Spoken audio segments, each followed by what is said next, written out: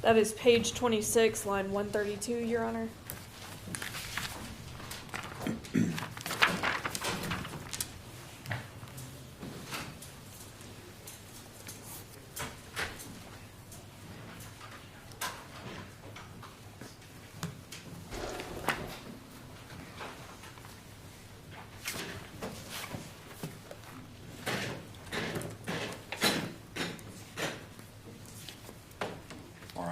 Your Honor, we are, Mr. Ross is present in the courtroom. He is here with his attorney, Mr. Trapp.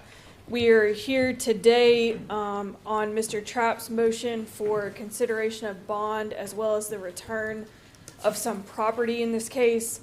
I will turn it over to Mr. Trapp. We discussed the order in which to address these motions, and I propose we address them as the bond motion first and then the property return, because I will have already said a lot of the same things for the property return motion. All right. Yes, sir. Good afternoon, Judge, and may it please the court. We filed a bond motion in December of 2022. We continued it to this date for it to be heard. I'll let the court know that Mr. Ross recently turned 18 in early December. Prior to that, this matter was going through the juvenile process. Now, some of the things I'll let the court know, I do have a series of character letters to provide to the court, and I've already provided copies to the state, but I have another set for them as well. I'll let the court know that Mr. Ross was born in the northeastern part of the United States, that his family recently moved to North Carolina in 2018, 2019. He was awaiting graduating from high school this upcoming year when he got charged with this. And I know one of the things that the court looks at is whether or not the individual's a flight risk as well as a danger to the community. When Mr. Ross was arrested, he was arrested in the state of Delaware. And I believe that's one thing the state is going to bring up, that he's a flight risk. But Delaware is actually home for Mr. Ross. That's where his sisters, where his father, and a lot of his extended family live. Now, prior to this incident, Mr. Ross had actually gotten into a discussion, or we'll say an argument with his mother, because her car had been damaged. And she had stated to him, you know, enough of this, you can't stay here because you damaged my new car. He was then, she had we'll say an old boyfriend that came and picked him up, who was also a family member to the victim, Mr. Devin Clark. And he picked up Isaiah Ross. Isaiah Ross stayed at his house that Saturday into Sunday, and then drove Isaiah Ross to the bus station. His sister or father bought him a bus ticket to bring him back to Delaware because he could no longer stay at his mother's home here in North Carolina. They have no other family, no other connections here other than that. And so just to kind of say that if that is something brought up that he's a flight risk, the reason why he had to go to Delaware, because he had nowhere to stay here at that time because of this argument about him damaging her car. Now, I'll let the court know that outside of that incident, Mr. Ross, you know, he was a loving son, a big brother. He has 3 younger siblings here that he would help take care of. Their father did not live here, and so whenever his mother was out and working, he was the one responsible, making sure they got their homework done, making sure that they were, you know, home when they were supposed to, that they were fed and bathed. And if I may approach, I'll go ahead and give you these letters now. Yes, sir. These letters will kind of reiterate that, you know, Mr. Ross was, you know, a young man. He loved to play sports, play basketball. He was into music and technology, and outside of that, he kind of kept to himself. Whenever his mom came home, he was in his room, just either doing his homework or putting together music. And every person who writes and talks about him talks about how he's just soft-spoken, how he's respectful, how he's calm, and how the things that he is being accused of are outside of his character, outside of the relationship they've had with him for his 18 years. Now, we've had an opportunity to review some of the evidence and some of the information that's been gathered in this case. And I know another factor that the court looks at is the strength of the state's case and the likelihood of it. Mr. Ross is charged with not one, but 2 counts of first-degree murder of 2 young individuals, of Lyric Woods and Devin Clark. And we in no way make light of that situation or what has happened. It is a travesty that these 2 young people were found the way they were. But the evidence, even in the light most favorable to the state, in no way says that Mr. Isaiah Ross committed these acts. Now, there is evidence that shows that a vehicle that I believe belongs to his mother may have been in the vicinity when this happened. And they've even done triangulation of cell phones and things like that to show that they may have been in the area. But it does not in any way say that Mr. Ross actually did anything to these people, that he used any weapons. In this case, the weapon is going to be a firearm to harm anyone. Now, there is evidence to show that the firearm that injured both of these individuals belonged to Mr. Devin Clark's father, and that he may have been the one that brought this weapon to the scene, which is peculiar nonetheless. Mr. Ross is being accused of first-degree murder, the idea of premeditation or something like that, of a person he'd never met before, and a person who at that time would be described as a friend, with no animosity towards each other whatsoever. Are you saying that he knew one but not the other? That's correct, Judge. And so the state's theory is that these individuals met up that night, and for some reason a gun that was brought by Devin Clark was turned against him and Lyric Woods by Isaiah Ross. And that's it, with no other explanation, understanding whatsoever. And I believe that there's still a lot of gaps and holes in this theory, this idea. Right now, Isaiah Ross is he's the face of this, without any understanding or explanation. And I think that after more careful consideration of the evidence and things that we're looking at, that theory will change. Right now, he is sitting with no bond. And he's had no bond since he was arrested in juvenile court and transferred to Superior Court. We believe a bond is appropriate. We believe that a bond and conditions or set of conditions would be appropriate to assure his appearance in court, but also ensure the safety of the community. He would be under the supervision of family and friends if given the opportunity to post bond. I believe that electronic monitoring would be appropriate at minimum, if not electronic house arrest, for his safety. And the bond motion that I filed was for $200,000 secured. He does not come from a family of great means. And so a high bond I don't even know would be even feasible for him to make. But I do believe a bond is appropriate, at least at this, especially at this early stage, and just this idea of what he did and did not do. And there are many facts that have been provided, at least at this point, and I know that there's social media that's still going to be provided and different analysis of guns and of DNA that still are trickling in, and that's going to provide more information and more data, may provide other individuals or actors that were actually the perpetrators of these crimes. But at least at this point, at this juncture, I think a bond is appropriate. I think that Mr. Ross's actual activity or involvement in this case is still in question, and we're requesting a bond of $200,000. Thank you. All right. Thank you, sir. Yes, ma'am. Your Honor, we do request that you continue to hold Mr. Ross under no bond on these charges. And I do have quite a bit to say as to the evidence in this case, as well as responding to some of the arguments made by Mr. Trapp. So I ask the court for your indulgence. Lyric Woods was reported missing on Saturday, September 17th at about 10 o'clock in the morning. That report was made to the Orange County Sheriff's Office. Devin Clark was reported missing on September 18th at around 11:30 in the morning. That report was made by his father and was reported to the Mebane Police Department. And then As we now know, the two of them were discovered on the afternoon of Sunday, September 18th at about 3 o'clock in the area of Buckhorn Road at Yarborough Road in a power line easement. Both of them deceased, suffering from multiple gunshot wounds, was what was apparent to investigators at that time.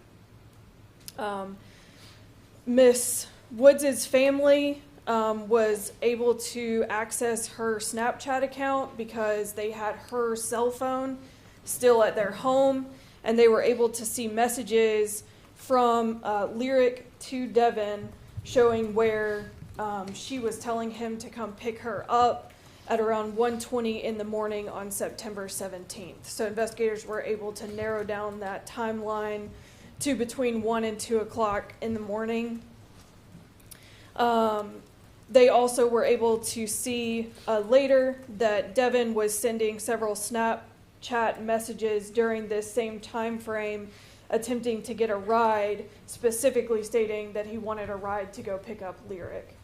So we know that they were arranging to be together and that someone was going to have to take Devin to that location. It was after they were discovered that Devin's dad did determine that a 9mm firearm was missing from his home. The following Monday, the 19th, a witness came forward and contacted the sheriff's office to provide information.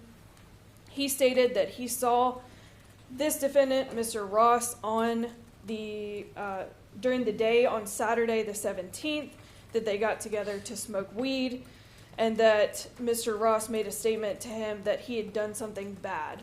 Nothing more was said during that conversation. He thought it was a little strange, but they just went on with their activities. The following day, on Sunday the 18th, the same witness video chatted with Mr. Ross, and Mr. Ross gave him a version of events that he said happened in the early morning hours of Saturday the 17th. He said he picked up Devin, they went to go pick up Lyric, that Devin did bring a gun with him, that Devin was, quote, beaming him with the gun, and that they began to struggle over the gun while sitting in a car, that the gun, quote, went off in the vehicle, that he was able to overtake the gun from Devin, and that he shot Devin still while sitting in the vehicle. He told this witness that Lyric was in the back seat, that she was screaming, and that he shot her. He then stated that he dumped the bodies so that nobody would find them. Both of these conversations took place before the bodies had been discovered. This witness came forward first via phone and then later met with an investigator, provided a recorded statement with this same information. He also stated in the recorded interview that Mr. Ross actually showed him the gun that he said he used to shoot Devin and Lyric. After the bodies were discovered, this witness took a screen capture of the flyer that was circulating with Devin and Lyric's photo on it on social media, sent it to the defendant, and asked if these were the people he was talking about, to which the defendant responded yes. So that was about midday on Monday the 19th, and at that time the investigation zeroed in on Mr. Ross. Investigators started collecting additional information that might either rule in or rule out Mr. Ross as the perpetrator of this offense. They went to the last known address that they could locate, where they found an individual by the name of Antoine Bryant, who is the ex-boyfriend of the defendant's mother. Her name is Marcy Cordero. Mr. Bryant stated that on the morning of September 17th, the Saturday, that the defendant's mother called, said she believed the defendant had snuck out and had wrecked her vehicle. She told him they were fighting about it and that he needed to get out of her house. And so Mr. Bryant went over there, checked the car, saw damage to the front bumper area of the vehicle, and then took the defendant with him since his mother was kicking him out. He stayed with Mr. Bryant overnight, who then took him to the bus station in Raleigh on the evening of Sunday the 18th, and he departed for Delaware, which is where his dad lives, at 10 p.m. that evening. Upon learning this, on Monday afternoon, investigators responded to the address for Marcy Cordero, where they located a white GMC Terrain in the driveway and observed what appeared to be small droplets of blood on the exterior passenger side. They also observed that same front-end damage to the vehicle. They seized the vehicle at that time and obtained a search warrant for it. That damage on the front was photographed. It also was noted that it had blue paint transfer. There were multiple spots on the exterior and interior of the vehicle consistent with dried blood visible to the naked eye. There was further investigation done by using luminol, and other spots inside the vehicle reacted to the luminol where there was no blood apparent to the naked eye, leading investigators to believe that it had been attempted to be cleaned up. And the most significant was a full handprint on the roof of the vehicle by the dome light. There was no blood visible to the naked eye, but it reacted very strongly with the luminol. All of those areas were swabbed for DNA testing, and those results are not back yet, but they are with the state crime lab. Notably absent from the vehicle, Your Honor, was any evidence of shots being fired inside the vehicle.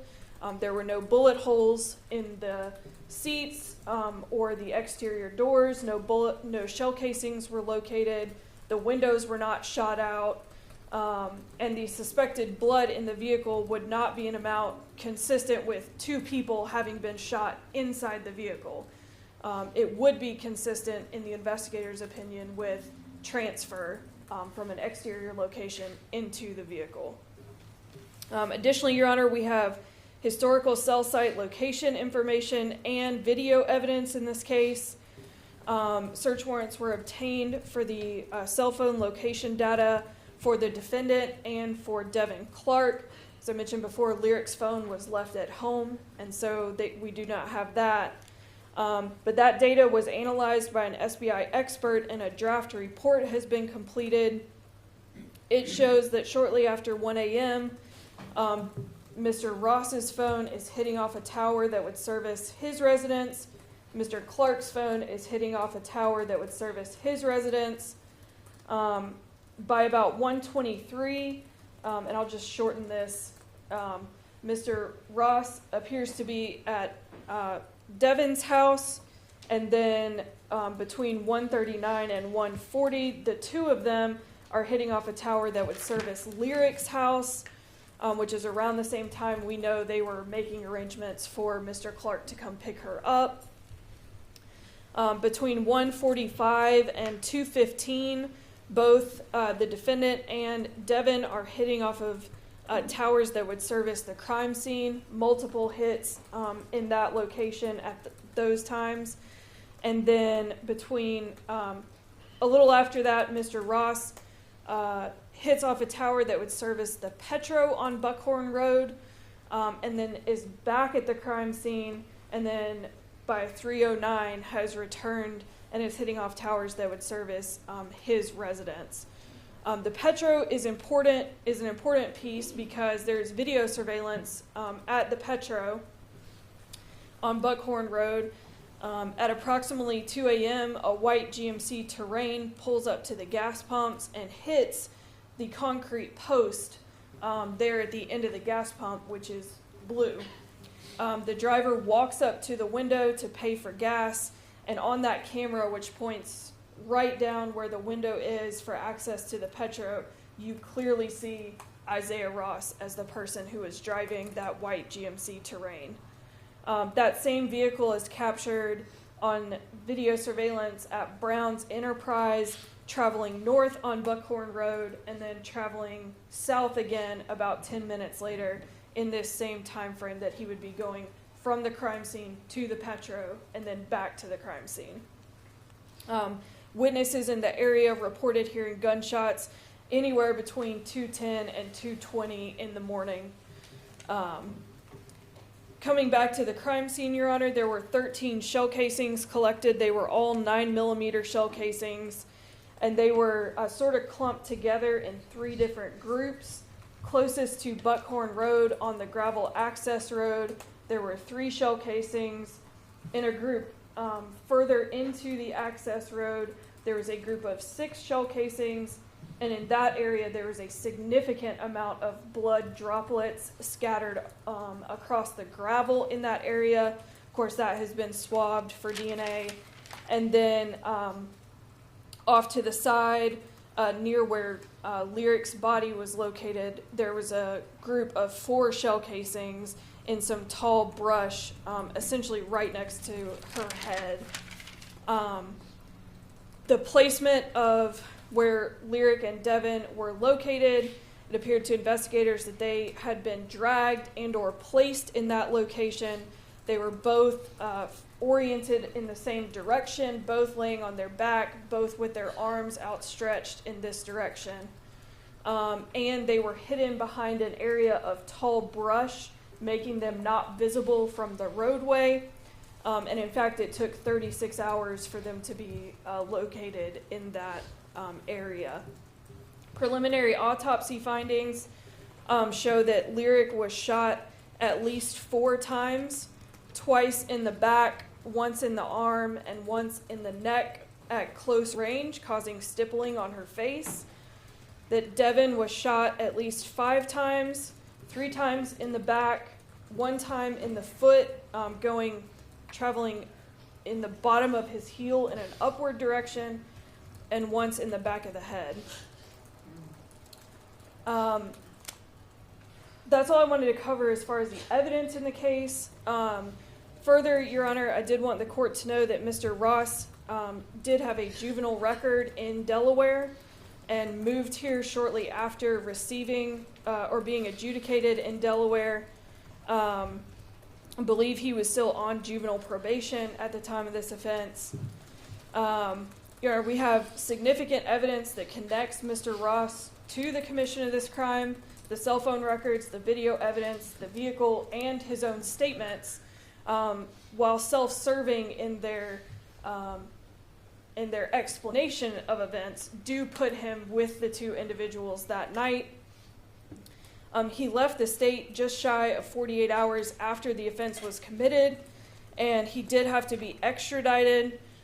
Despite multiple conversations between the lead investigator on the case and Mr. Trapp about the possibility of him turning himself in once juvenile petitions were taken out. He was not arrested until October the 5th, so a couple of weeks after these events took place, and he took steps to avoid apprehension. He cut off his cell phone sometime on Monday afternoon. Looking at the timing of when his mother was contacted and the vehicle was seized versus the end of activity on that cell phone number, those 2 things seem to coincide pretty clearly. He also gave a false name to the arresting officer in Delaware in order to avoid apprehension. And, Your Honor, I have to point out just the heinousness of this offense. Looking at all the preliminary evidence that we have, and I feel this will only be strengthened when we get the rest of the forensic evidence returned. Devin and Lyric were shot in the back while they were running away from this vehicle. They were shot outside the car. They were not shot inside the car. And the grouping of the shots showed that they traveled some distance. They both had shots at close range. They were executed. This was not some struggle over a gun and the gun went off. This was much more serious than that.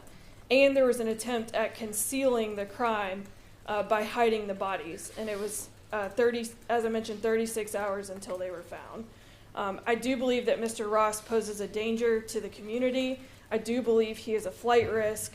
And I do believe the strength of this evidence supports the court keeping Mr. Ross under no bond. All right. Thank you, ma'am. Is Sir, do you care to respond? Briefly, if I may, Judge. Yes, sir. I'll kind of work backwards. When Mr. Ross was arrested in Delaware, he did not give a false name. He actually gave law enforcement my name, as in Jonathan Trapp. He gave the name. That's my attorney. So just let the court know, and that's in the court records or the file when he was arrested and adjudicated. He gave the name Jonathan Trapp. Now, at that moment, I had never met Mr. Ross. And so it had been communicated to him that he had an attorney if and when he was arrested. So just to let the court know that there wasn't a situation where he said, my name is Bob Smith, or I'm from Oregon, or anything like that. He literally gave them my name. Now, I had started my conversation earlier just about the state's evidence and the idea that they've shown or not shown that Mr. Ross has done anything. And in the light most favorable, I believe that there's evidence to show that Mr. Ross was at or near the scene when this happened. Not that he committed these acts or anything in between. There was a long conversation about what a witness stated, that Mr. Ross had told him, and an iteration of the facts. But even in that witness's statements, there were discrepancies or things that didn't add up, that didn't even line up with the state's theory. This idea that these individuals were shot in this car that Mr. Ross was driving that day. But there's no evidence of any bullet holes or any shooting ever taking place in this car. And so I think there's a real question of this witness's actual truthful statements. And I think that'll come out as further evidence comes back, the DNA, the ballistics, so on and so forth. And then the idea that Mr. Ross was arrested in his home state, I think it goes to the fact that he was no longer allowed to stay at his mother's home in North Carolina. Not that he's a flight risk and that he's running from anyone or anything. It's that he had nowhere to stay. And so I don't believe in any way that should discredit him. And this idea that this crime was committed by Mr. Ross, I think there's still more to determine, to decipher. And as you make your decision on just deciding bond, obviously we're not trying the case, we haven't put on any witnesses or anything like that. Right now we're just talking about whether or not there's a condition or set of conditions that if Mr. Ross were to be released, could keep the community safe and also assure him in court, and I believe that those do exist. Thank you. All right. Ms. Orr, any response to that? Your Honor, I would just point out that the residence where Mr. Ross was arrested in Delaware was not his father's house. It was not his sister's house. By my understanding, it was his sister's friend's house who was letting him stay there. And then when approached by law enforcement in the parking lot, lied at first about whether or not Mr. Ross was in the apartment. And so there were steps made to conceal his whereabouts. All right.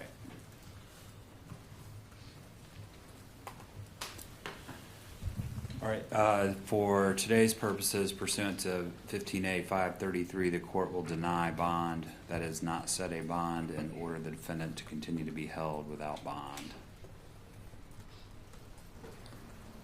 Did we want to address the motion regarding some property as well? Yes, Your Honor, I'm prepared to go forward on that. Okay. And Mr. Trapp? Judge, we, in addition to filing a motion for bond, also filed a motion to return property that was seized. I believe on September the 19th, law enforcement seized Miss Marcy Cordero's vehicle. And that vehicle had a lot of her personal effects, as well as personal effects that belonged to Mr. Ross. Miss Cordero is still paying on that car, and at one point had no mode of transportation for herself or her children to get to work or get to school. But there are other things like Social Security cards, licenses, bills, and things along those lines, pocketbooks, and even a baby car seat that were all left in that vehicle. And we were asking for those items to be returned. I believe law enforcement has processed the vehicle. Even from the pictures I saw, they took out the computer system that was in the dashboard. I mean, they went all through and and took all the information out. And it's my understanding that if or when this case ever goes to trial, we're not going to bring that GMC terrain into the courtroom. There'll be pictures and there'll be experts along those lines. They're going to talk about what they found, what they processed, what they sprayed, what they took pictures of. But the actual vehicle and the contents therein, especially things that just kind of relate to items that belong to Ms. Cordero or her children, have little or no evidentiary value. We're asking for those items to be returned. All right, thank you. Your Honor, I have no objection to the personal items from inside the vehicle being returned to Ms. Cordero or to whomever is the rightful owner of that. I do object to the vehicle being released at this time. As I mentioned, there is still a lot of outstanding evidence, including all the swabs from that vehicle, which we